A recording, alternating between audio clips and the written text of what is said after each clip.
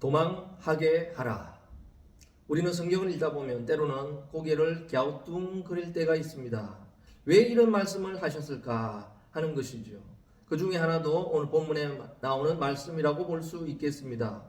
우리나라에도 삼국시대 이전에 한강 이남에는 삼한이라고 하는 세 개의 나라가 있었습니다. 마한, 변한, 진한이지요. 이 나라의 특징 중에 하나가 무엇인가? 소도라고 하는 것이 있었다. 신성지역이 있었다라고 하는 것입니다. 한마디로 치외법권 지역으로서 살인자나 범죄자라 할지라도 이곳으로 피하면 처벌할 수도 없고 잡을 수도 없는 그런 신성지역이 있었다는 거죠. 이것을 공부하면서 학생들은 그런 것이 어디 있느냐고, 그러면 죄만 지어도 도망가면 되겠냐고 그렇게 그 질문을 하거나 서로 웃고 했던 생각이 납니다. 그 말씀이 그것이 성경에 있다. 하나님께서 말씀하셨다. 그게 더 놀라운 사실이죠. 하나님께서 왜 이런 것을 만들었을까? 이 악한 세상에 법이 더 엄중해야 되고 살인자를 처벌해야지 이런 것이 없어질 터인데 왜 살인자라도 피하면 살 길을 마련하셨을까? 하나님은 불공평한 하나님이 아닌가 하는 의문을 가지게 되는 것이죠. 그러나 이것을 정치적으로 판단하고 우리 인간적인 생각으로 판단하게 되면 큰 오해입니다. 이것은 신앙적인 관점에서 하나님의 마음으로 바라보아야 정확하게 알 수가 있다라고 하는 사실이죠. 이 당시 재정일치 사회에서 모든 것이 종교가 권한을 가지고 있다가 이제 재정 분리 시대가 되었습니다. 그래서 왕과 제사장의 권력을 나누어 가지게 되는 것입니다. 그 중간 지점이 무엇인가? 아마 소도였다라고 평가하고 있는 것이죠. 왕도 종교를 침범하지 못하고 종교도 정치를 침범하지 못하는 그런 경계선과 같은 그런 상징적인 의미로서 이 소도가 있었고 이곳은 침범하지 못하는 그런 장소였습니다. 과거에만 있고 지금은 없는가? 그렇지 아니합니다. 지금도 우리나라에 외국 대사관이 있습니다. 그것은 우리나라에 있지만 우리가 마음대로 침범할 수 없는 곳, 치외 법권 지역이 해당이 되겠습니다. 과거 중국에서 우리 탈북자들이 우리 대한민국으로 오기 위해서 수십 명이 대사관에 들어간 적이 있죠. 들어가기만 하면 사는데, 들어가기만 하면 자유의 땅 대한민국으로 올 수 있는데 그들은 목숨을 걸고 그 대사관 담을 넘었고 문을 넘어서 들어가려고 했고 그것을 가로막는 공안들에 의해서 막게 되었죠. 엄마는 들어가고 아이들은 들어가지 못하는 절규하는 이런 일들도 있었고 뉴스에서 큰 화제가 되었던 것이 있었습니다. 지금은 그런 일이 잘 일어나지 않지요. 그러나 공통적으로 생각해 보게 되는 것이죠. 그곳에 들어가면 왜 자유를 누리고 들어가지 못하면 왜 또 그런 고통이 있는가? 이해가 안 가지만 그곳이 바로 치외 법권 지역이라고 하는 것입니다. 그곳은 그 누구도 손댈 수 없고 처벌할 수 없는 그곳이 지금도 존재한다. 과거에 있었다는 사실을 명확하게 이야기할 수 있는 것입니다. 성경에서는 이것을 소도라 이야기하지 아니하고 대사관이라 이야기하지 아니하고 뭐라고 이야기하는가? 도피성이라고 이야기를 하고 있습니다. 이것이 왜 중요한가? 가나안 땅에 들어가게 되거든 너희는 먼저 도피성을 만들어라. 얼마나 중요했으면 이것을 먼저 만들으라고 했을까요?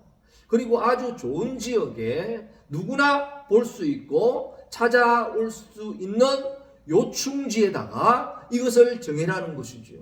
이것은 시간 낭비고 돈 낭비고 이것은 해도 되고 안 되는 일인데 왜 하나님께서 이것을 가장 중요한 자리에 그것도 요지에 이래 돈을 써가면서 만들고 범죄자들을 지키고 보호하려고 할까? 이해할 수 없는 것입니다. 그러나 하나님의 마음을 바로 아는 이 시간 되시기를 간절히 부탁을 드리겠습니다. 가나안 땅에 들어가서 요단강 동편에 세 개의 도피성을 만들고 세 개의 지역에, 그리고 가나안 땅에 세 개의 지역에 도피성을 만들어서 범죄한 자가, 특별히 살인자지요, 살인자가 피하면 살 수 있는 길을 마련해 주셨습니다.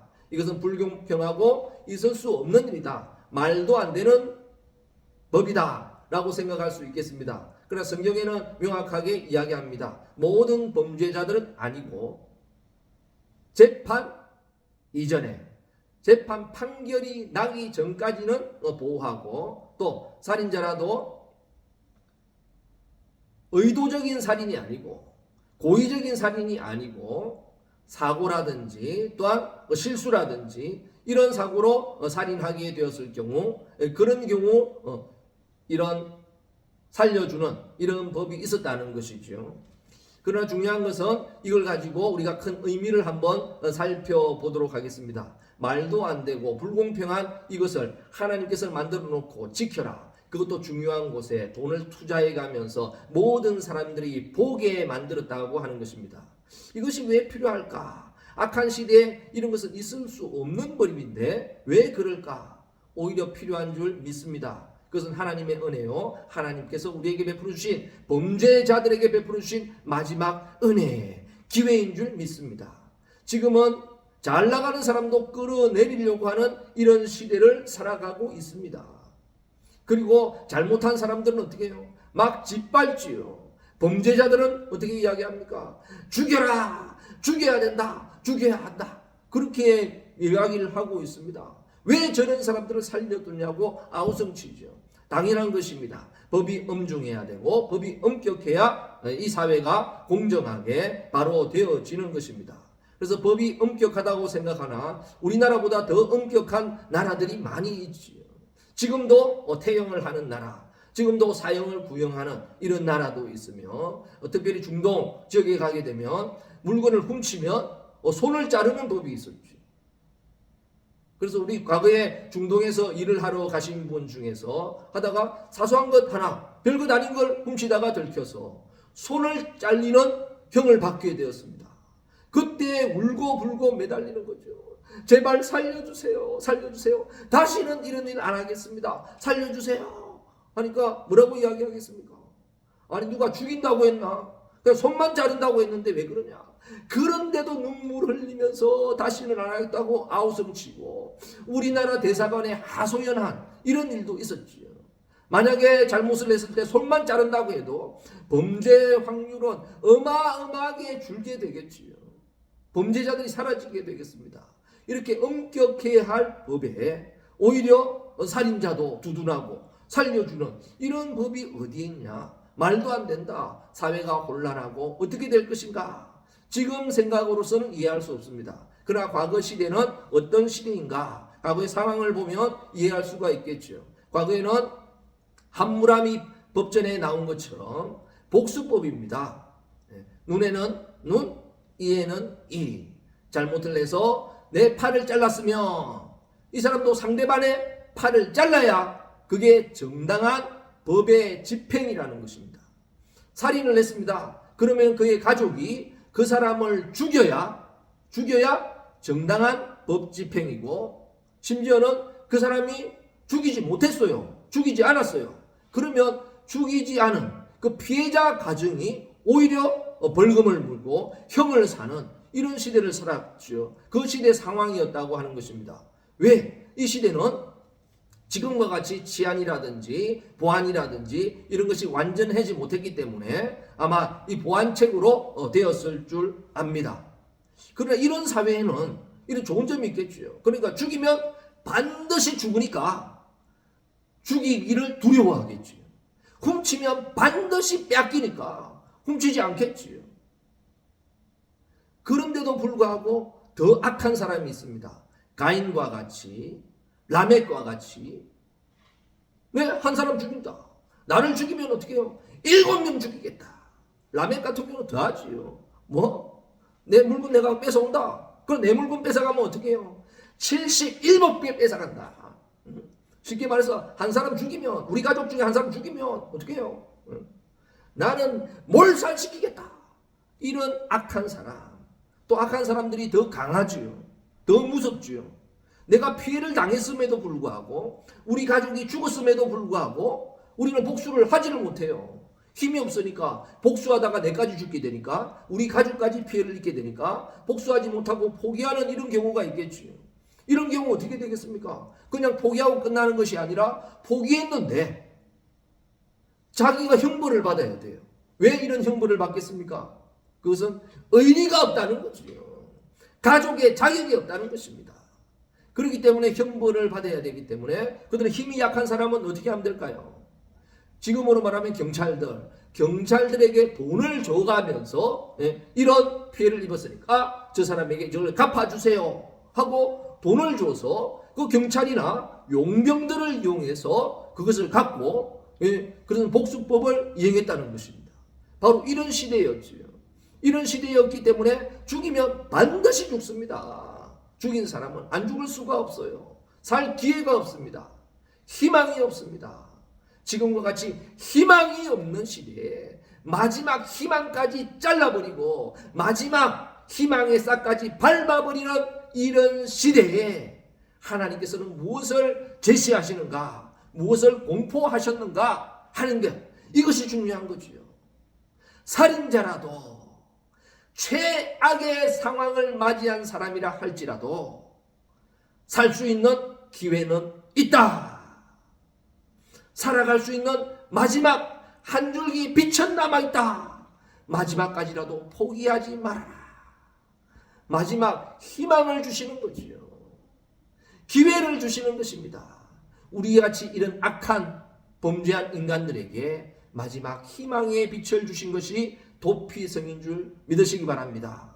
범죄를 조장하시는 하나님, 악한 자를 두둔하시는 하나님이 아니라 마지막까지 한 번의 희망이라도 주시고자 하는 그런 하나님의 마음을 받아들일 수 있기를 바랍니다. 오늘도 마지막 우리에게 기회가 없었다면 우리는 이 자리에 설 수도 없었겠지요.